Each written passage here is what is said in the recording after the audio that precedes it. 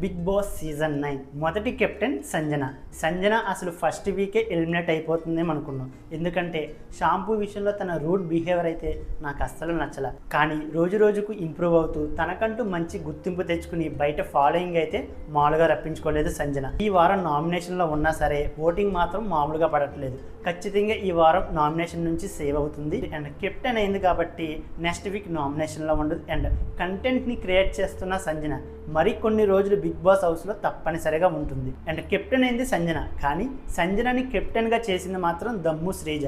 కానీ ఈ కెప్టెన్సీ టాస్క్లో రియల్ హీరో అయింది మాత్రం మన రాము రాథోడ్. ఈ టాస్క్లో ఆడిన విధానం అయితే చాలా బాగా నచ్చిందబ్బా. అసలు తన 100% ఎఫర్ట్స్ పెట్టి దుమ్ము దులిపేశాడని చెప్పవచ్చు. అండ్ గుడ్ విషయంలో తనతో ఆర్గ్యూ చేసి తనని చాలా మాటలు అన్న మనీష్ ఎదురుగా టాస్క్లో ఇంత బాగా ఆడిన రాము రాథోడ్కి అయితే ఖచ్చితంగా హ్యాట్స్ ఆఫ్ చెప్పాల్సిందే. ఈ టాస్క్లో విజయం సాధించకపోయినా సరే ఈ టాస్క్లో రియల్ హీరో ఎవరంటే మన రాము రాథోడే. అండ్ ఫస్ట్ కెప్టెన్ అయిన సంజన చాలా హ్యాపీగా ఫీల్ అయింది. అండ్ ప్రియాతో హరీష్, తనూజ, భరణి, ఇమ్మాన్యుయల్ కోసం అలా మాట్లాడడం అయితే కరెక్ట్ కాదనిపించింది.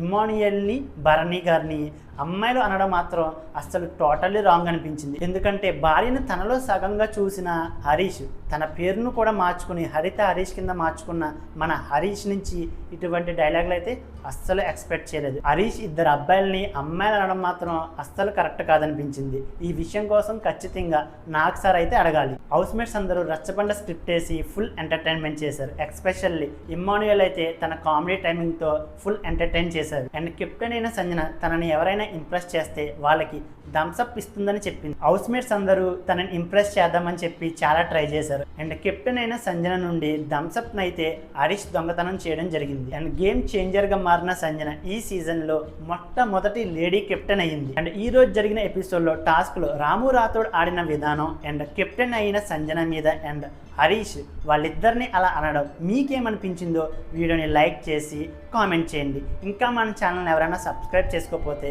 ఇప్పుడే సబ్స్క్రైబ్ చేసుకోండి.